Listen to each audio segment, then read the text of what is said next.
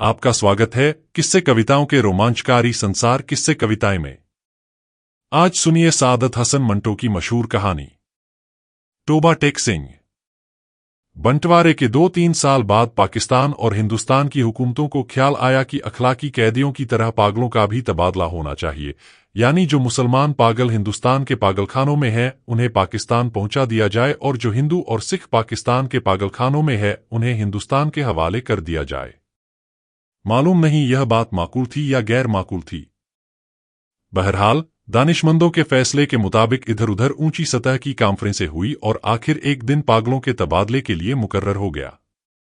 अच्छी तरह छानबीन की गई। वो मुसलमान पागल जिनके लवाहिकीन संबंधी हिंदुस्तान ही में थे वहीं रहने दिए गए थे। बाकी जो थे उनको सरहद पर रवाना कर दिया गया। यहां पाकिस्तान में चूंकि करीब करीब तमाम हिंदू सिख जा चुके थे, इसलिए किसी को रखने रखाने का सवाल ही न पैदा हुआ। जितने हिंदू सिख पागल थे सबके सब पुलिस की हिफाजत में सरहद पर पहुंचा दिए गए। उधर का मालूम नहीं, लेकिन इधर लाहौर के पागलखानों में जब इस तबादले की खबर पहुंची तो बड़ी दिलचस्प चीमेगोइयां होने लगी। एक मुसलमान पागल जो 12 बरस से हर रोज बाकायदगी के साथ जमींदार पढ़ता था, उससे जब उसके एक दोस्त ने पूछा, मौलवी साहब, ये पाकिस्तान क्या होता है? तो उसने बड़े गौर फिक्र के बाद जवाब दिया, हिंदुस्तान में एक ऐसी जगह है जहां उस्तरे बनते हैं। ये जवाब सुनकर उसका दोस्त मुतमिन हो गया। इसी तरह एक और सिख पागल ने एक दूसरे सिख पागल से पूछा, सरदार जी, हमें हिंदुस्तान क्यों भेजा जा रहा है? हमें तो वहां की बोली नहीं आती। दूसरा मुस्कराया, मुझे तो हिंदुस्तान की बोली आती है। हिंदुस्तानी बड़े शैतानी अकड़ अकड़ फिरते हैं। एक मुसलमान पागल ने नहाते नहाते पाकिस्तान जिंदाबाद का नारा इस जोर से बुलंद किया कि फर्श पर फिसल कर गिरा और बेहोश हो गया। बाज पागल ऐसे थे जो पागल नहीं थे। उनमें अक्सरियत ऐसे कातिलों की थी जिनके रिश्तेदारों ने अफसरों को दे दिलाकर पागलखाने भिजवा दिया था कि फांसी के फंदे से बच जाएं। ये कुछ समझते थे कि हिंदुस्तान क्या तकसीम हुआ और यह पाकिस्तान क्या है, लेकिन सही वाकयात से ये भी बेखबर थे। अखबारों से कुछ पता नहीं चलता था और पहरेदार सिपाही अनपढ़ और जाहिल थे। उनकी बातचीत से भी वो कोई नतीजा बरामद नहीं कर सकते थे। उनको सिर्फ इतना मालूम था कि एक आदमी मोहम्मद अली जिन्ना है, जिसको कायदे आजम कहते हैं। उसने मुसलमानों के लिए एक अलहदा मुल्क बनाया है जिसका नाम पाकिस्तान है। यह कहाँ है? इसका महलेवकू स्थल क्या है, इसके मुतल्लिक वह कुछ नहीं जानते थे। यही वजह है कि पागलखाने में वो सब पागल जिनका दिमाग पूरी तरह माफ नहीं हुआ था, इस मखमसे में गिरफ्तार थे कि वो पाकिस्तान में है या हिंदुस्तान में। अगर हिंदुस्तान में है तो पाकिस्तान कहाँ है? अगर वो पाकिस्तान में है तो ये कैसे हो सकता है कि वो कुछ अरसा पहले यहां रहते हुए भी हिंदुस्तान में थे? एक पागल तो पाकिस्तान और हिंदुस्तान और पाकिस्तान के चक्कर में कुछ ऐसा गिरफ्तार हुआ कि और ज्यादा पागल हो गया। झाड़ू देते देते एक दिन दरख्त पर चढ़ गया और टहनी पर बैठकर 2 घंटे मुस्तकिल तकरीर करता रहा, जो पाकिस्तान और हिंदुस्तान के नाजुक मसले पर थी। सिपाहियों ने उसे नीचे उतरने को कहा तो वो और ऊपर चढ़ गया। डराया धमकाया गया तो उसने कहा, मैं न हिंदुस्तान में रहना चाहता हूं न पाकिस्तान में, मैं इस दरख्त पर ही रहूंगा। एक MSc पास रेडियो इंजीनियर जो मुसलमान था और दूसरे पागलों से बिल्कुल अलग थलग बाग की एक खास रविश क्यारी पर सारा दिन खामोश टहलता रहता था। यह तब्दीली नमूदार हुई कि उसने तमाम कपड़े उतारकर दफादार के हवाले कर दिए और नंगधंडंग सारे बाग में चलना शुरू कर दिया।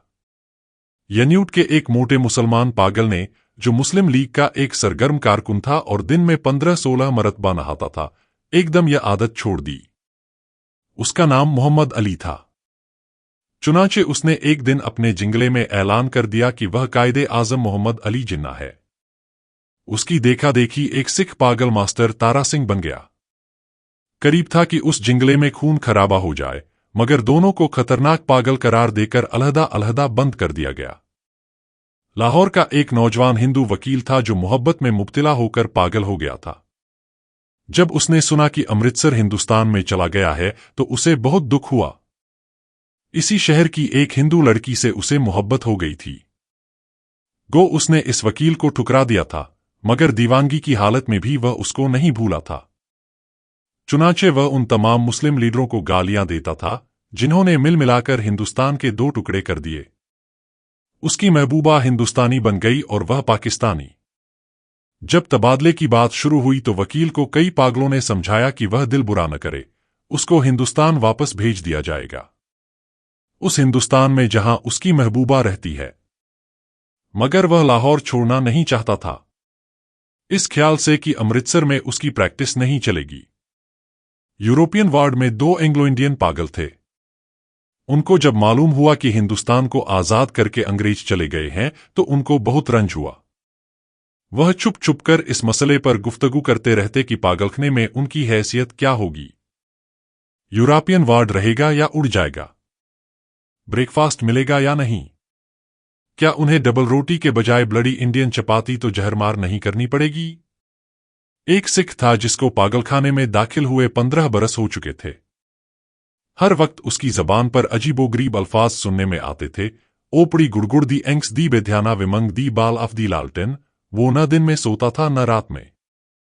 पहरेदारों का कहना था कि 15 बरस के तवील अरसे में एक एक लम्हे के लिए भी नहीं सोया, लेटा भी नहीं था। अलबना किसी दीवार के साथ टेक लगा लेता था। हर वक्त खड़ा रहने से उसके पांव सूज गए थे, पिंडलियां भी फूल गई थीं। मगर इस जिस्मानी तकलीफ के बावजूद वह लेटकर आराम नहीं करता था। हिंदुस्तान, पाकिस्तान और पागलों के तबादले के मुतल्लिक जब कभी पागलखाने में गुफ्तगू होती थी तो वह गौर से सुनता था। कोई उससे पूछता कि उसका क्या ख्याल है तो बड़ी संजीदगी से जवाब देता, ओपड़ी गुड़गुड़ दी एंक्स दी बेध्याना विमंग दी वाल ऑफ दी पाकिस्तान गवर्नमेंट। लेकिन बाद में ऑफ दी पाकिस्तान गवर्नमेंट की जगह of the Toba Tek Singh government ने ले ली और उसने दूसरे पागलों से पूछना शुरू किया कि टोबा टेक सिंह कहाँ है जहां का वो रहने वाला है। लेकिन किसी को भी नहीं मालूम था कि वो पाकिस्तान में है या हिंदुस्तान में। जो यह बताने की कोशिश करते थे वो खुद इस उलझाव में गिरफ्तार हो जाते थे कि सियालकोटा पहले हिंदुस्तान में होता था पर अब सुना है कि पाकिस्तान में है।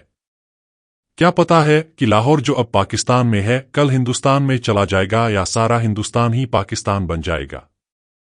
और यह भी कौन सीने पर हाथ रखकर कह सकता था कि हिंदुस्तान और पाकिस्तान दोनों किसी दिन सिरे से गायब नहीं हो जाएंगे। उस सिख पागल के केस छिद्रे होके बहुत मुख्तसर रह गए थे। चूंकि वह बहुत कम नहाता था इसलिए दाढ़ी और बाल आपस में जम गए थे जिनके कारण उसकी शक्ल बड़ी भयानक हो गई थी। मगर आदमी हानिकारक था। 15 बरसों में उसने किसी से झगड़ा फसाद नहीं किया था। पागलखाने के जो पुराने मुलाजिम थे वो उसके मुतलिक इतना जानते थे कि टोबा टेक सिंह में उसकी कई जमीनें थीं। अच्छा खाता पीता जमींदार था कि अचानक दिमाग उलट गया। उसके रिश्तेदार लोहे की मोटी मोटी जंजीरों में उसे बांधकर लाए और पागलखाने में दाखिल करा गए। महीने में एक बार मुलाकात के लिए ये लोग आते थे और उसकी खैर खैरियत दरियाफ्त करके चले जाते थे। एक मुफ्त तक ये सिलसिला जारी रहा, पर जब पाकिस्तान हिंदुस्तान की गड़बड़ शुरू हुई तो उनका आना बंद हो गया। उसका नाम बिशन सिंह था, मगर सब उसे टोबा टेक सिंह कहते थे। उसको ये मालूम नहीं था कि दिन कौन सा है, महीना कौन सा है या कितने दिन बीत चुके हैं। लेकिन हर महीने जब उसके अजीज व संबंधी उससे मिलने के लिए आते तो उसे अपने आप पता चल जाता था। चुनाचे वो दफादार से कहता कि उसकी मुलाकात आ रही है। उस दिन वह अच्छी तरह नहाता, बदन पर खूब साबुन घिसता और सिर में तेल लगाकर कंघा करता। अपने कपड़े जो वह कभी इस्तेमाल नहीं करता था निकलवा के पहनता और यूं सज बनकर मिलने वालों के पास आता। वो उससे कुछ पूछते तो वह खामोश रहता या कभी कभार ओपड़ी गुड़गुड़ दी एंक्स दी वेध्याना विमंग दी वाल ऑफ दी लालटेन कह देता। उसकी एक लड़की थी जो हर महीने एक उंगली बढ़ती बढ़ती 15 बरसों में जवान हो गई थी। बिशन सिंह उसको पहचानता ही नहीं था। वह बच्ची थी जब भी अपने बाप को देखकर रोती थी, जवान हुई तब भी उसकी आंख में आंसू बहते थे। पाकिस्तान और हिंदुस्तान का किस्सा शुरू हुआ तो उसने दूसरे पागलों से पूछना शुरू किया कि टोबा टेक सिंह कहाँ है। जब इत्मीनान बख्श जवाब न मिला तो उसकी कुरेद दिन बढ़ती गई। अब मुलाकात नहीं आती है। पहले तो उसे अपने आप पता चल जाता था कि मिलने वाले आ रहे हैं, पर अब जैसे उसके दिल की आवाज भी बंद हो गई थी जो उसे उनकी आमद की खबर दे दिया करती थी। उसकी बड़ी ख्वाहिश थी कि वो लोग आएं जो उससे हमदर्दी का इजहार करते थे और उसके लिए फल, मिठाइयां और कपड़े लाते थे। वो उनसे अगर पूछता कि टोबा टेक सिंह कहाँ है तो यकीनन वो उसे बता देते कि पाकिस्तान में है या हिंदुस्तान में, क्योंकि उसका ख्याल था कि वो टोबा टेक सिंह ही से आते हैं जहां उसकी जमीनें हैं। पागलखाने में एक पागल ऐसा भी था जो खुद को खुदा कहता था। उससे जब एक दिन बिशन सिंह ने पूछा कि टोबा टेक सिंह पाकिस्तान में है या हिंदुस्तान में, तो उसने आदत के अनुसार कहकहा लगाया और कहा, वो न पाकिस्तान में है न हिंदुस्तान में, इसलिए कि हमने अभी तक हुक्म नहीं लगाया। बिशन सिंह ने इस खुदा से कई मरतबा बड़ी मिन्नत समाजत से कहा कि वो हुक्म दे दे ताकि झंझट खत्म हो, मगर वो बहुत मसरूफ था, इसलिए कि उसे और बेशुमार हुक्म देने थे। एक दिन तंग आकर वह उस पर बरस पड़ा, ओपड़ी गुड़गुड़ दी एंक्स दी बेध्याना विमंग दी वाल अफ वाहे गुरुजी दा खलसा एंड वाहे गुरुजी की फतह। जो बोले सो निहाल सत श्री अकाल। उसका शायद यह मतलब था कि तुम मुसलमान के खुदा हो, सिखों के खुदा होते तो जरूर मेरी सुनते। तबादले से कुछ दिन पहले टोबा टेक सिंह का एक मुसलमान दोस्त मुलाकात के लिए आया। पहले वह कभी नहीं आया था। जब बिशन सिंह ने उसे देखा तो एक तरफ हट गया और वापस आने लगा, मगर सिपाहियों ने उसे रोका। ये तुमसे मिलने आया है, तुम्हारा दोस्त फजलदीन है। बिशन सिंह ने फजलदीन को देखा और कुछ बड़बड़ाने लगा। फजलदीन ने आगे बढ़कर उसके कंधे पर हाथ रखा। बहुत दिनों से सोच रहा था कि तुमसे मिलूं, लेकिन फुर्सत ही न मिली। तुम्हारे सब आदमी खैरियत से चले गए थे, मुझसे जितनी मदद हो सकी मैंने की। तुम्हारी बेटी रूप कौर। वह कुछ कहते कहते रुक गया। बिशन सिंह कुछ याद करने लगा। बेटी रूप कौर। फजलदीन ने रुक कर कहा, हां वह भी ठीक ठाक है, उनके साथ ही चली गई थी। बिशन सिंह खामोश रहा। फजलदीन ने कहना शुरू किया, उन्होंने मुझसे कहा था कि तुम्हारी खैर खैरियत पूछता रहूं। अब मैंने सुना है कि तुम हिंदुस्तान जा रहे हो। भाई बलबीर सिंह और भाई बिधावा सिंह से सलाम कहना, और बहन अमृत कौर से भी। भाई बलबीर से कहना फजलदीन राजी खुशी है।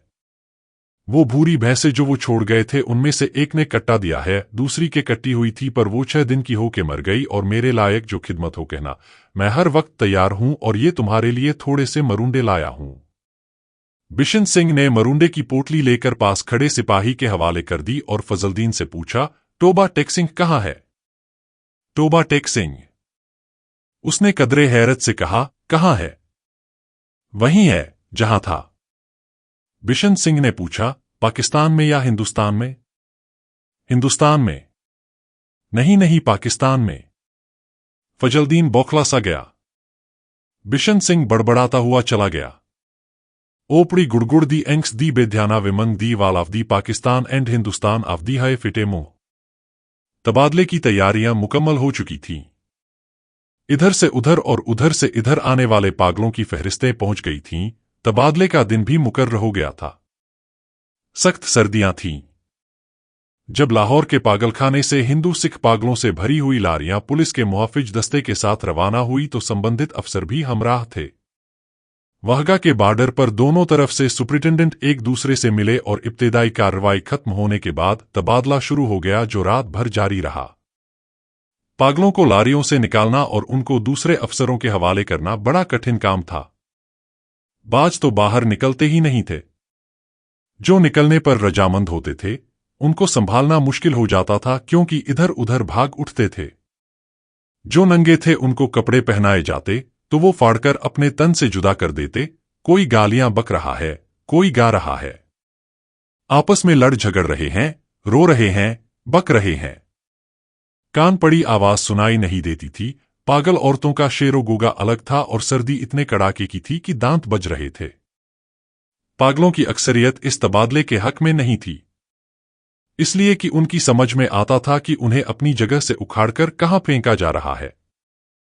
चंद जो कुछ सोच रहे थे, पाकिस्तान जिंदाबाद के नारे लगा रहे थे। 2-3 मरतबा फसाद होते होते बचा, क्योंकि बाज मुसलमान और सिखों को ये नारे सुनकर तैश आ गया।